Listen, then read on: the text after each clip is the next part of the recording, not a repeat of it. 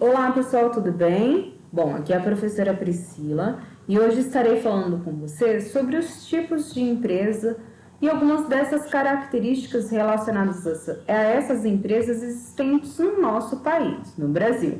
Claro que dentre elas vocês vão conseguir visualizar aquela que é a melhor opção para o seu negócio. Aconselho sempre a estar buscando um escritório de contabilidade ou um contador que preste esse tipo de serviço, né, de assessoria e consultoria, para direcionar a sua empresa, o seu negócio para o melhor caminho, né? Eles têm e possuem todo esse entendimento relacionado às questões de estratégias, às questões de negócio. Mas para a área de vocês, é interessante conhecer os tipos de empresas existentes no Brasil e essas principais características relevantes, até porque o negócio relacionado à área da estética e cosmética é tão abrangente e nos permite um leque de oportunidades para ampliar o segmento de atuação dos negócios de vocês. Então vamos lá. Então o que a gente tem que ter em mente, né? Que existem diversos tipos de empresa no nosso país e cada uma delas tem a sua peculiaridade, sua exigência, suas vantagens e desvantagens. É claro que a gente precisa entender que essas desvantagens elas podem ser estrategicamente moldadas a se tornar vantagens, dependendo, né, do seu segmento de atuação e dependendo do seu objetivo de atuação nesse mercado.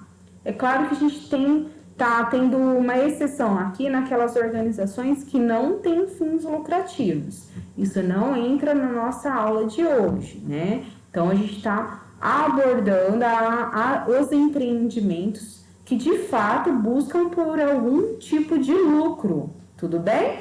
E independente do seu porte de atuação.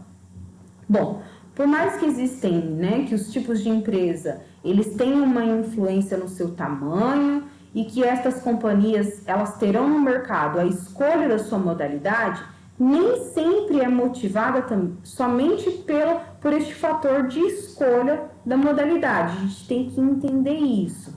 Então, às vezes é necessário, dentro de uma empresa, abrir outras empresas justamente para visar o objetivo de atuação da sua organização. Bom, o que são tipos de empresa? Os tipos de empresa no Brasil são adequados à atividade fim desse empreendimento, ao seu faturamento, à quantidade de sócios, quando existem, e até a forma como ele é constituído. Então, a escolha por um deles deve ser muito bem feita lá na abertura desse negócio, na abertura dessa companhia. Então, volto a enfatizar a importância, né, de buscar um contador, de buscar um consultor nessa área para auxiliá-los na abertura desse negócio. Atualmente, em relação às companhias privadas, existem 6 tipos de empresas para se abrir. Dentre as mais usadas no mercado, a gente pode destacar, e é o que eu vou estar explicando para vocês de uma forma muito simples e muito rápida. Que existem as sociedades anônimas, a sociedade simples, a sociedade empresária limitada, que é aquela que tem o LTDA no final, a empresa individual de responsabilidade limitada, a empresa individual e o microempreendedor individual. Cada uma dessas categorias de empresa tem as suas próprias categorias e características e regras. Vamos começar pela sociedade anônima. Em geral, as sociedades anônimas são as empresas cujo seu capital social ele é dividido em ação, né? Ele é aberto. São aquelas empresas cuja abertura é em bolsas de valores, né? Onde eu consigo comprar uma fração dessa organização lá na bolsa de valores. E ainda que seja comum que essas grandes organizações presentes na bolsa de valores sejam, né, o SA, são as famosas SAs, né, sociedades anônimas. Nem todas as sociedades anônimas elas possuem um capital aberto, depende muito, porque depende da quantidade desse capital que é colocado na bolsa de valores. Então, há também as empresas em que o capital ele foi dividido entre os sócios, ainda que em ações, e estas, porém, não estão sendo ofertadas no mercado. Então, vamos entender melhor. Então, existem as sociedades anônimas com capital social que é dividido entre os sócios em ações, e existem as sociedades anônimas com capital aberto, que são negociados no mercado, na bolsa de valores, que eu, você, qualquer pessoa pode comprar uma fração dessas ações, né? Uma partezinha dessas ações no mercado. Tudo bem? Existe a sociedade simples. O que são as sociedades simples, professoras? São as empresas criadas com o objetivo de reunir profissionais que desenvolverão atividades intelectuais. Em geral, são empreendimentos que prestam serviços. Vale lembrar que dentro dessas sociedades simples são encontradas as sociedades uniprofissionais. E esse tipo de empresa ele tem um tratamento tributário diferenciado em relação a impostos. No tocante à cobrança de impostos em relação a essa sociedade simples, é o ISS, que é o sobre o serviço, ou seja, eu pago o imposto somente quando eu presto algum tipo de serviço. Essa sociedade simples é mais para as questões de pesquisas, né? Quando a minha empresa está voltada para as pesquisas.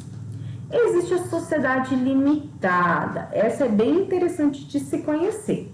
Por quê? Porque essas são as companhias com pelo menos 2 sócios. Por exemplo, um de vocês querem montar algum negócio e tem 2 sócios nessa organização. Então, se enquadra a empresa de sociedade limitada, né? Então, quando pelo menos 2 sócios, pelo menos, possuem cotas desse empreendimento. Aquele com maior quantidade de cotas é conhecido como o acionista majoritário. Nessa forma jurídica, toda empresa, né, quando eu passo a ser empresa, eu respondo como pessoa jurídica, como forma jurídica. Então, nessa forma jurídica de sociedade limitada, os sócios eles são responsáveis pela empresa apenas com referência ao valor que investiram nela. Tem intenção a isso, somente aquilo que investiram no início em relação à abertura desse negócio. Isso faz com que os sócios não sejam responsáveis individualmente pelas dívidas do negócio como um todo. Então, é de extrema importância na abertura deixar isso muito bem claro e ter conhecimento, todos terem este conhecimento. Porque essa diferenciação jurídica entre bens da empresa e bens pessoais consta dentro, né, e no início do contrato social do empreendimento. A EIRELI, né, que são empresas individuais de responsabilidade limitada, se assemelham às empresas limitadas, com a diferença de que, neste caso, há apenas um sócio. Então, para abrir uma empresa individual de responsabilidade limitada, eu preciso, né, é preciso ter um capital de no mínimo 100 salários mínimos e um montante correspondente a 99.800 em valores correspondentes a partir de 2019. Então, a EIRELI, que são as empresas individuais de responsabilidade limitada, é uma categoria, né? É uma forma jurídica nova ali para o nosso país. Então, este valor ele precisa ser totalmente investido na empresa. Mas, assim como nas sociedades limitadas, que são as LTDAs, o patrimônio da empresa ele é separado juridicamente, né, dos bens individuais do empresário. Isso é muito bom, né, para os negócios e para a pessoa que pretende investir. Empresa individual. Nessas empresas individuais, por sua vez, some a figura do sócio. O empresário aqui, ele passa a ser visto como dono do negócio. Por isso mesmo que a empresa tenha seu próprio capital. E em caso de dívidas, o empresário ele é responsável financeiramente também pela empresa. Assim, corre o risco de perder bens, né, para quitar os débitos da empresa, desse negócio. Então, essa é uma das modalidades de negócio com menor tempo de abertura, tudo bem?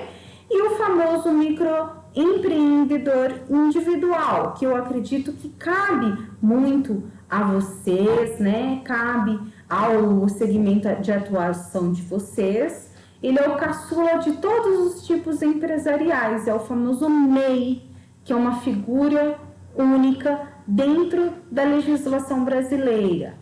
Este modelo ele foi criado justamente para facilitar a formalização de quem possui um pequeno negócio para subsistência, né? Para eu regularizar, para eu ter facilidade no que diz respeito a empréstimos, né? A financiamento, para eu declarar, para eu conseguir, né, alguns benefícios fiscais em relação à minha prática, né, de subsistência, a minha prática do meu pequeno negócio. Então, o faturamento desses empreendedores, ele deve respeitar o limite de R$81 mil por ano, de janeiro a dezembro. Ai, professora, mas que complicado. Por isso que eu falo que é de extrema importância contratar um profissional contábil, um escritório contábil, para dar esse tipo de auxílio. Mas é de extrema importância também vocês terem conhecimento da existência desses tipos de negócio, tudo bem? Então, porque esse faturamento desses empreendedores do MEI, né, ele deve respeitar o limite de R$81 mil por ano, de janeiro a dezembro. Até a aula de hoje, isso pode ser que daqui a um ano seja modificado, né? Então, vem sofrendo transitoriedade no que diz respeito a esses tipos de nomenclatura de regras. Então, para que não seja desenquadrado ao MEI, eu preciso respeitar esse tipo de limite até a data de hoje. Então, dentro disso, é preciso entender que o limite de faturamento, ele é proporcional. Assim, o limite que o MEI pode ganhar mensalmente é 6.750. Por isso que ele é proporcional. Então, depende muito do meu faturamento mensal. Ai, professora, mas se eu ganhar mais que isso, né? Então, eu procuro um contador para ver a melhor estratégia de estar gerindo o meu negócio como MEI. Se ele se enquadra ainda como MEI ou não. E há um ponto muito importante a considerar. O quê? Que muitos MEIs também trabalham para outras empresas em regime CLT. Mas o limite de faturamento, ele não inclui o salário recebido por este trabalho. Então, não inclui. Então, fiquem tranquilos em relação a essa dúvida que surge muito com muitas pessoas. Então, apenas os pagamentos recebidos pelos trabalhos como MEI, como microempreendedor individual, que é uma figura única dentro da legislação brasileira, modelo criado para facilitar a formalização de quem possui um pequeno negócio para subsistência, não se enquadra o que você ganha, por exemplo, se você tem um regime CLT. Então, vocês conseguiram entender esses tipos de empresa? É claro, também existe a EPP e a ME, né? Além do MEI. E existe uma diferença muito grande e diferenças muito parecidas entre essas categorias, entre essas personificações jurídicas dentro da nossa legislação brasileira. Eu trouxe um vídeo aqui que a Carolyn Ambach, ela vai estar explicando, né, de uma maneira muito simplificada, qual a diferença entre o MEI, o ME e o EPP, que são essas categorias existentes e que podem se enquadrar ao segmento de atuação de vocês, né, da prática da estética, tudo bem? Então vamos lá, deixa eu ver se o som está ok. Eu, Kelly, hoje eu estou aqui para falar de MEI, ME, EPP, qual que é a diferença entre elas. Eu sei que as pessoas às vezes se confundem um pouquinho, né? Na hora da abertura da empresa, tá? Mas será que eu abro uma MEI, eu abro uma ME? No meu caso não dá para ser MEI, nem ME, tem que ser EPP, ou tem que ser empresa normal? O que que faz? O que é isso? Qual que é a diferença? Então vamos lá. O MEI é um microempreendedor individual. Ele serve para quem tem um faturamento anual de até R$31 mil. Então, quando você se enquadra como MEI, você não pode ultrapassar de R$81 mil seu faturamento no ano. A ME é para quem fatura até R$360 mil no ano, que é a microempresa. E a Então, pessoal, aí a microempresa, dependendo dessa consultoria que vocês tiverem com esse escritório de contabilidade, você verificou que o seu faturamento anual ultrapassou R$81 mil, eu já vou me enquadrar nesse outra nomenclatura de organização, de empresa, tudo bem? Que é a microempresa. A empresa de pequeno porte é para quem fatura até 4.800.000 no ano. Ela é enquadrada então como empresa de pequeno porte. E a empresa normal não tem limite de faturamento. E quando que se dá esse enquadramento? Ele se dá na abertura da empresa. Então o MEI você já abre como MEI, né? A ME e a EPP, o processo de abertura é o mesmo, mas quando você vai fazer a abertura, você vai escolher o porte da empresa. Você vai escolher entre microempresa, empresa de pequeno porte ou normal, né? E para que serve enquadrar como ME, como EPP, né? Qual que é o benefício? A ME, tanto a ME quanto a EPP, elas têm benefícios, por exemplo, quando se trata de licitação. Eles têm uma certa obrigatoriedade, né? Dar algumas facilidades para pequenos licitantes, então para microempresa, empresa de pequeno porte, até mesmo MEI. E se você for optar pelo Simples Nacional, aí você tem que se enquadrar, né? Você tem que estar dentro ou de ME ou de EPP, né? Porque aí a empresa normal, ela deve ser tributada como lucro presumido, como lucro real. Mas essas questões de lucro, quem explicará melhor para vocês na hora da abertura é um escritório de contabilidade. Tudo relacionado ao que eu pagarei, né, de impostos relacionados ao meu faturamento, tá? Então, dependendo da quantidade de faturamento, é um tipo de imposto. Dependendo do meu campo de atuação, é um tipo de imposto. Tudo bem? Lembrando que nem toda ME, nem toda EPP é optante pelo Simples também, né? Se você for optar pelo Simples, você tem que estar dentro de ME ou EPP. E eu quero lembrar você que está em fase de abertura de empresa, que está planejando abrir o seu próprio negócio, para você se inscrever em uma das minhas aulas gratuitas.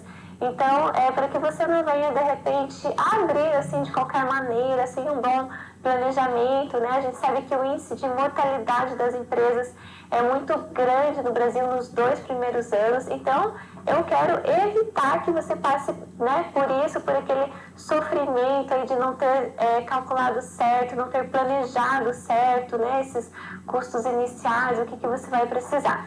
Então, eu estou dando algumas aulas gratuitas sobre esse assunto, tá? E eu vou deixar, então, o WhatsApp para você.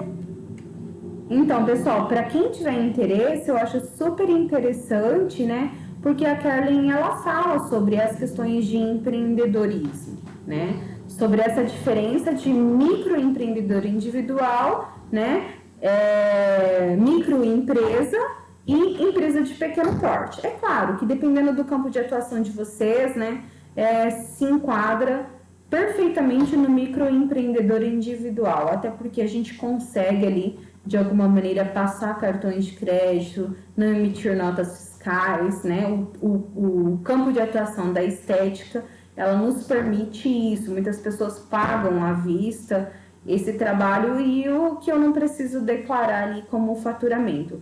E traz inúmeros benefícios eu ter o microempreendedor individual. Além da regularização do meu negócio, eu consigo benefícios como empréstimos, financiamento em banco, de uma maneira muito mais simples e gradativa. Só que eu preciso declarar todos os anos. Eu preciso pagar o DARF mensalmente, né? Eu preciso procurar um escritório de contabilidade para eu regularizar em relação à minha abertura de empresa. Aí depende muito, se vocês tiverem sócios, a negociação que vocês têm um com o outro, né? Se cada um tem o seu MEI, né? Então depende muito da negociação relacionadas a essa abertura, né? A esse porte da empresa de vocês e se enquadra dentro da legislação brasileira, né?